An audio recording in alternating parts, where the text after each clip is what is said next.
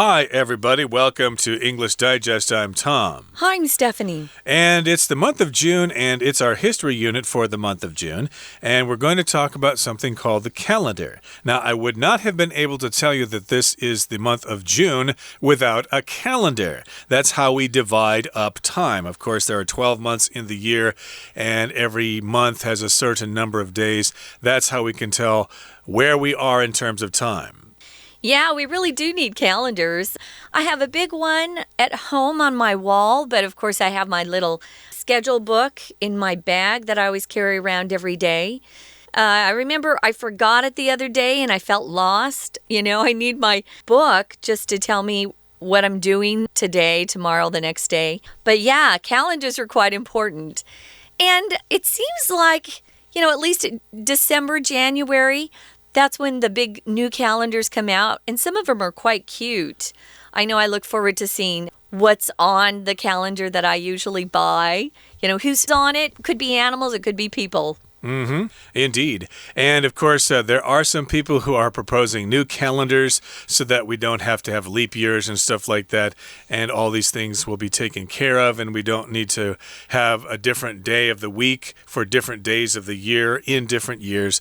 But we're not really talking about alternative calendars for modern times. We're talking about one time in the past when the French tried to change the calendar and all the trouble it caused. So our article today is called A Revolutionary New Calendar, which of course took place around the time of the French Revolution. That's why we're calling it a revolutionary new calendar. So let's get to it and find out what this is all about. Let's read through the entire contents of our lesson one time.In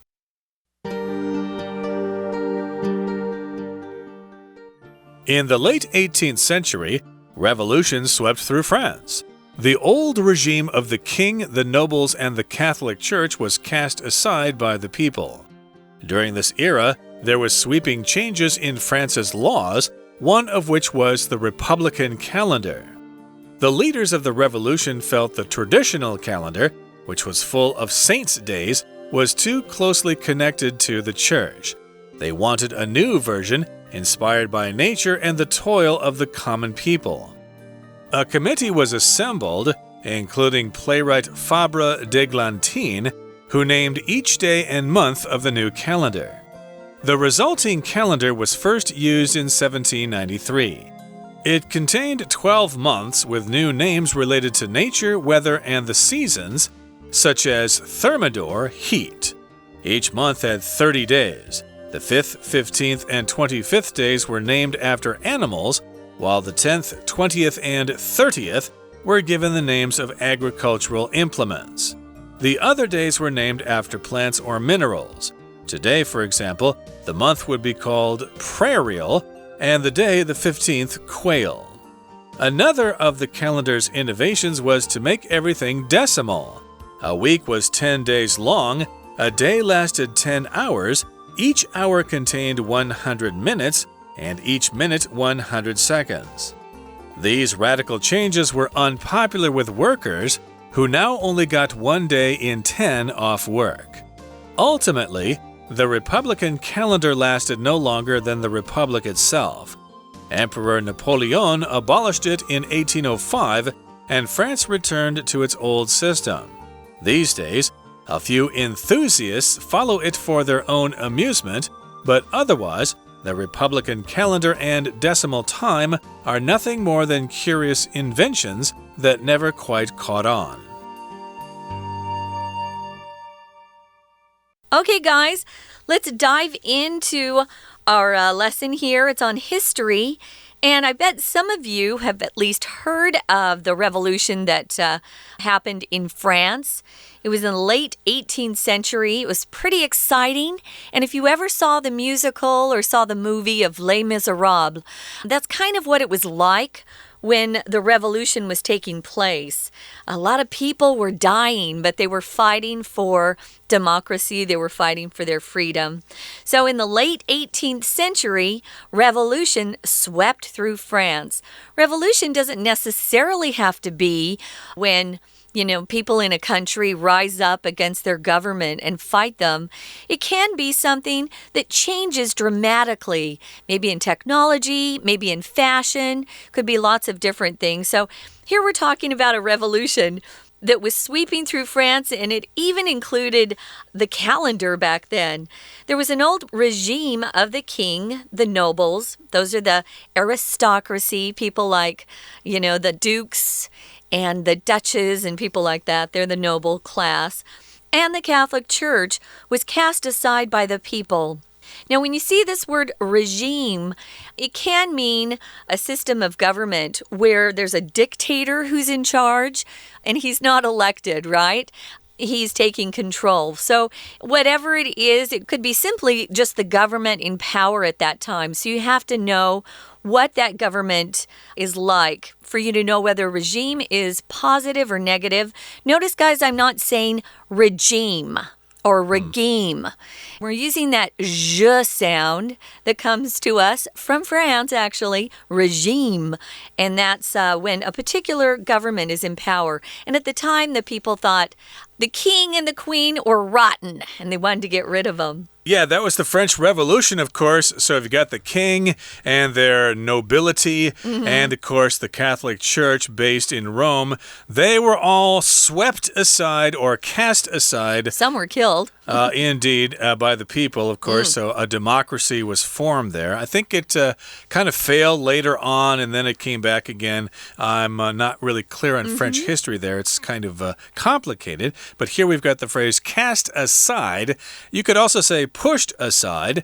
Aside means to the side, not in front of you, but to the side and out of the way. So if you cast something aside or push something aside, you're getting rid of it and you're letting somebody else take over power. So yes, the king and the queen and the princess and the prince and all those people, the dukes and duchesses and all those people in France were cast aside. You guys get out of the way. We, the people, are going to take over. It's going to be a democracy. Yeah, because back then, guys, the only people who owned land were the aristocracy. So you couldn't even own anything like property. You couldn't have your own property if you were born poor. And they wanted to change that, and I don't blame them. During this era is just a period of time in history, there were sweeping changes. When you see that sweeping added to changes, you know they're big changes. They're not really small, minute, which means very small changes. They were large changes, sweeping changes in France's laws, one of which was the Republican calendar. So I didn't know this about history. I know that we've gone through different types of calendars over the years, at least in the Western world. But we're going to be telling you about the calendar back in history, at least in the West. Indeed. So here's what happened. The leaders of the revolution felt the traditional calendar, which was full of saints' days, was too closely connected to the church. Again, the Catholic Church kind of ran the show in Europe for many centuries there. And the people in the revolution thought, no, we don't want to be controlled by Rome anymore, or we don't want the Pope to tell us what to do. Of course, we had lots of new churches forming during that time, the Protestant churches, etc., the Baptists and the Methodists and the Presbyterians, etc., etc. So they wanted to change things. And yeah, we don't want this calendar anymore that's got all these saints' days. A saint, of course, is a holy person in the Catholic Church. And they thought, we don't want to recognize all these different saints. We got too many of these days where we have to go to church and get on our knees and pray and stuff like that. We don't want to do that. We don't want to have this close connection to the church. No, they wanted a new version. Now, we talk about version all the time when we talk about technology like software. If you have the latest version of the software on your computer, you're up to date. There are different versions, perhaps, of papers you write for school. You might have your first draft and then your final version that you hand in. Well, they wanted a new version of the calendar. And it was inspired by nature and the toil of the common people. Forget the saints, forget the aristocracy. we're going to be inspired by nature, maybe have pictures of birds like our engineer here has sometimes, or fruit that they love. And toil here, which is a vocabulary word, means to work hard. We don't use it typically if we're just talking conversationally, but you will see it, especially in English literature. He's toiling away. Just means he's working very hard. You don't have to work in a field to toil away, but you're working in a physical way where you're sweating, you're using your muscles, really tough stuff. And the common people of that period of time had very difficult lives. Yep, they had to toil in the fields or toil in the factories and stuff like that. So they wanted it based on nature and on the toil of the labor class. And a committee was assembled, including playwright Fabre d'Eglantine. I hope I said that right. I did not take high school French, so please forgive me if I did not pronounce that correctly. But that was a playwright, a person who writes plays, and he named each day and month of the new calendar. Each day got its own name, not just a number, but an actual name. We've got the name for the months now, of course, but hey, the days did not have names. This is kind of radical here. Now, if you assemble together, it means you gather together. When we were going to school, Tom and I would often have things called assemblies, especially in junior high and high school. And usually the whole school would come together before a football game or some event. Or maybe the school had to make a big announcement. Those were called assemblies. And if you assemble, that's the verb form.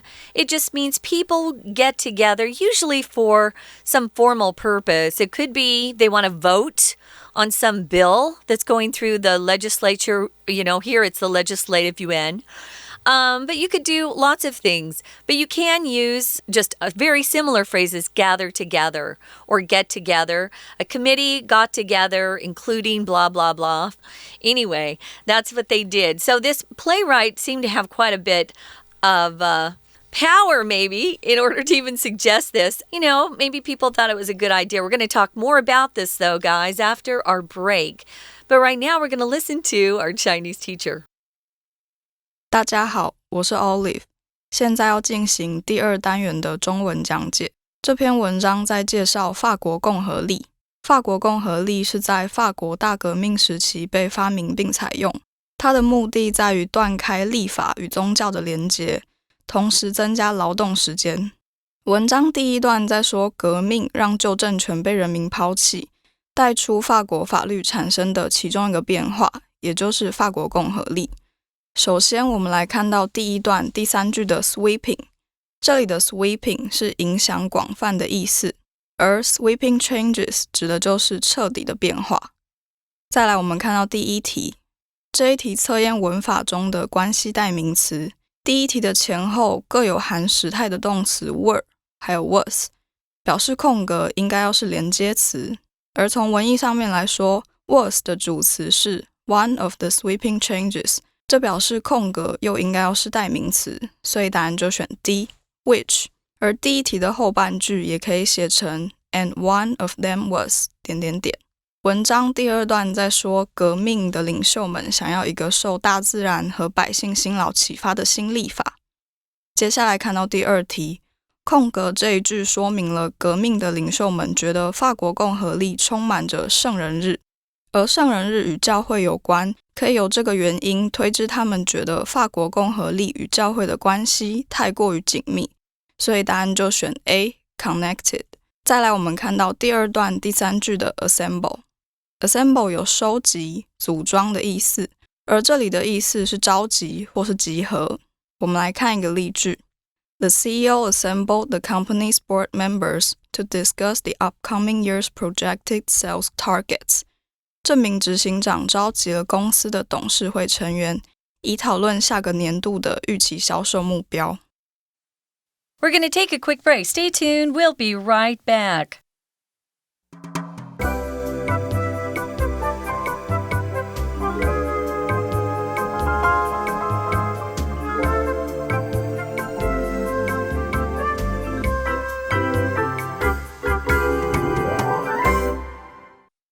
Okay, welcome back. Again, we're talking about a revolutionary new calendar, or at least a new calendar that came out way back in 1793. Now, this calendar did not last long, and we don't really use anything like it nowadays, but, this could be something that you could discuss amongst yourselves. Is there a better way to measure time instead of having leap years and leap months and stuff like that? Are there some alternative calendars out there that could actually save the economy some money?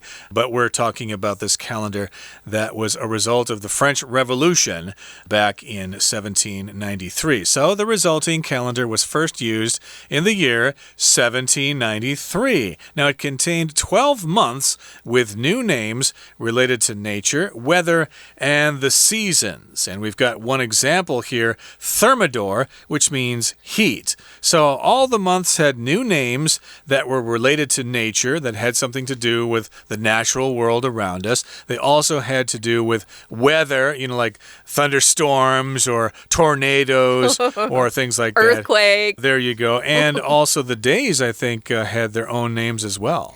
So interesting. I kind of like our calendar names for the months. But, I've had it for so long, I'm just kind of used to that. So it would have been interesting to see if they, asked people living at that time, what they thought about this idea. Each month had 30 days. I think that's kind of nice just because, our months change so much, 30, 31. There was a little rhyme that we learned in elementary school to help us remember which months had 30 days Right. and which ones had 31. That's helpful for little kids. The 5th, 15th, and 25th days were named after animals. So, people who love particular animals could suggest those animals, while the 10th, 20th, and 30th were given the names of agricultural implements, which is hilarious. Now, this is the first time, and I've been at空中美语for a long time, that we've taught implements like this as a noun. You know that agriculture refers to the raising or the growing of crops, food that we eat like wheat and corn and potatoes. That's our agriculture. Agricultural is the adjective form. But implements here doesn't mean, usually to implement something means you put some sort of regulation or law into practice. You're carrying it out. Here, though, it actually means something like equipment or tools. Instead of agricultural implements, I have seen quite frequently writing implements. So pens and paper, well, it's usually just the pens and the feather pens, special types of implements like that. But it really is the first time. So you're learning sort of a cool word here, but remember, it's the noun form, and it's an article that's used in some activity, and it's just like an instrument, a tool, a utensil. And these two words together are often commonly seen too. Besides writing implements, you will also see agricultural implements like hoes, shovels, things that help you, I guess, raise plants and things that you grow. Yeah, like a tractor or a plow or a rake, a shovel, like you said. Those are all agricultural implements. You could also call them farm implements, things that are used on the farm. Yeah. A combine, for example, would be a farm implement that, I guess it harvests corn. Corn, yeah, from those are cool. cornfields. And the other days were named after plants or minerals. So again, we've got a certain set of rules here in naming the days. And some are named after agricultural implements. That's kind of interesting. And we've also got some days and months named after plants or minerals. Minerals like, silicon or crystal, quartz, stuff like that. Those would be minerals. Now, today, for example, the month would be called Priral, and the day, the 15th, quail. So, yeah, today, which is June 2nd, of course. Yeah, if I could read that, I've never seen this word before. That's weird, huh? It looks like something having to do with a prairie, which is a flat area where things are grown. And the day, the 15th, would be quail. Of course, the calendar would be different, so the days and stuff would be different. But a quail, of course, is a kind of bird, like the California quail. I understand quails are actually fairly dumb birds, not as smart as crows. Oh, I didn't know that. that? Well, quails are often eaten. If you've ever been to a gourmet restaurant, they often eat tiny little quails. It's not my kind of food, though. I'd rather have a hamburger, to be honest. So moving on to the final paragraph. Well, it's second to the final. Another of the calendar's innovations or new things, new improvements, was to make everything decimal. Oh, this is something we don't do actually in America so much. Decimal is a system that's based on 10, right? The Dewey Decimal System is used in libraries to code books and put them in an order that people can then find them. A week was 10 days. There's your 10.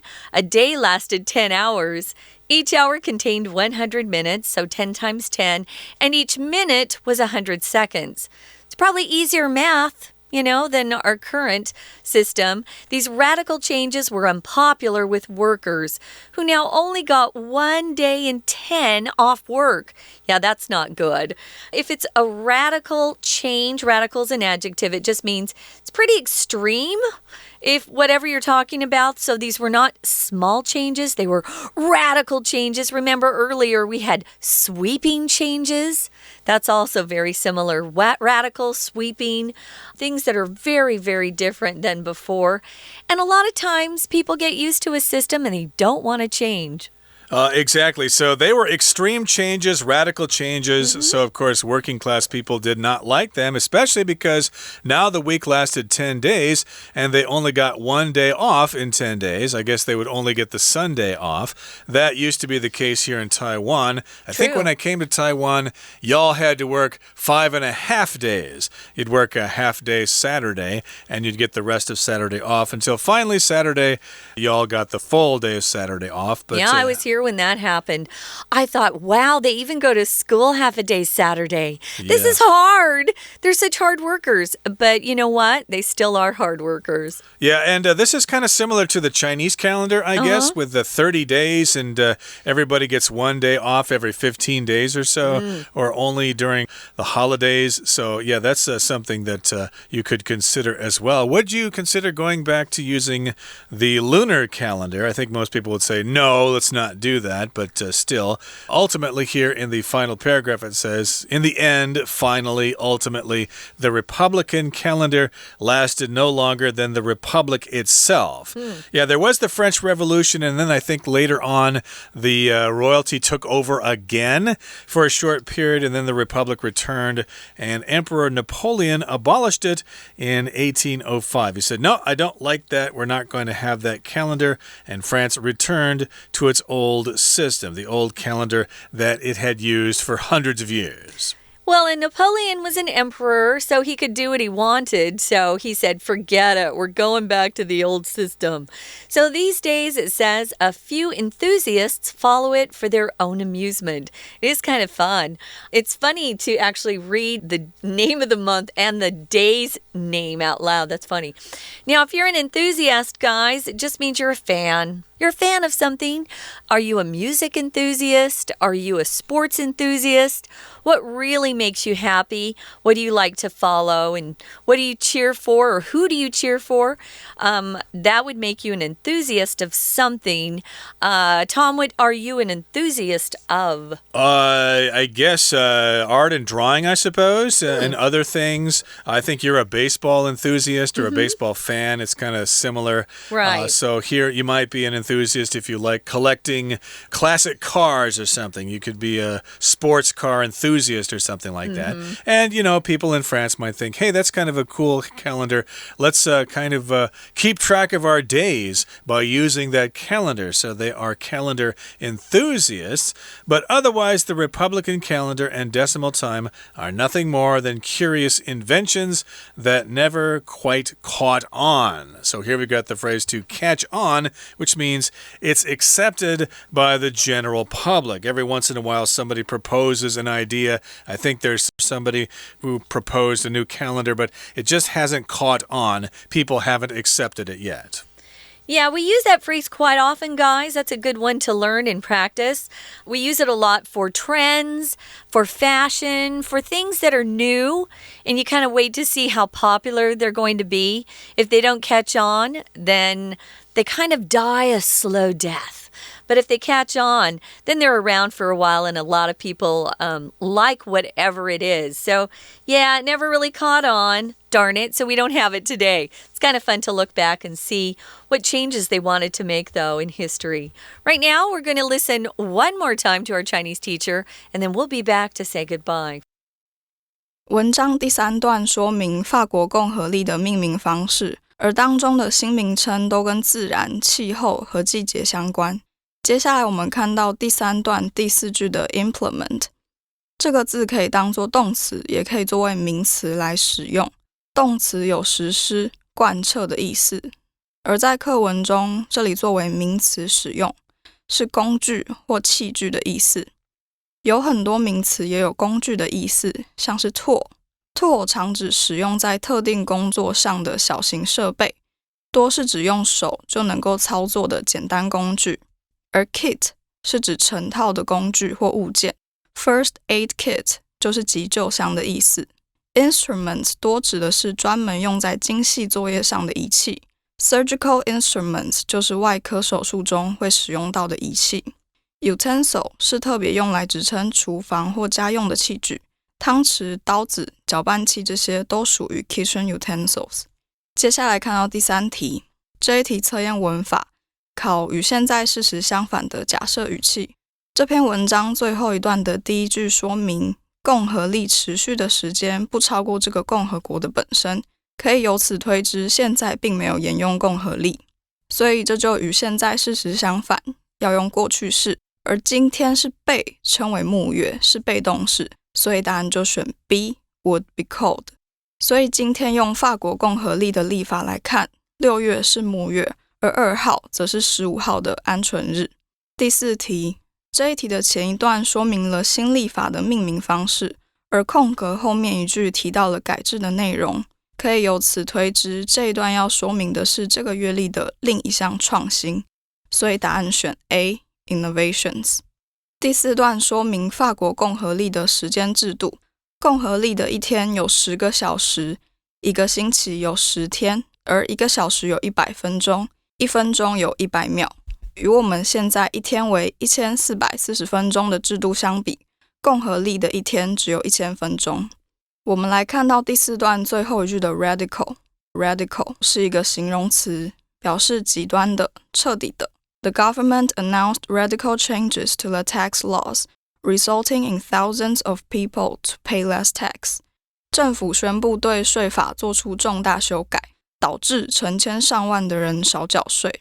文章最后一段说明法国共和历采用的时长。第5题，空格前面一句指出共和历持续的时间不超过这个共和国的本身，而空格后半部分说法国又恢复了旧制，可以推知皇帝拿破仑于西元1805年废除了共和历，所以答案选 C abolished。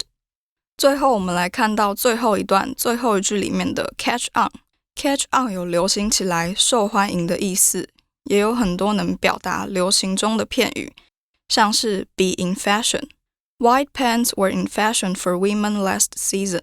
宽裤在上一季中于女性间十分流行，而 set the trend 则有引领潮流的意思。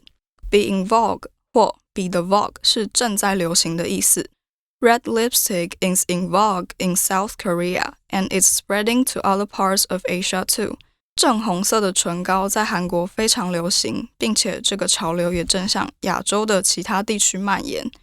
Be all the rage 则是十分盛行的意思。今天的讲解就到这边，谢谢收听。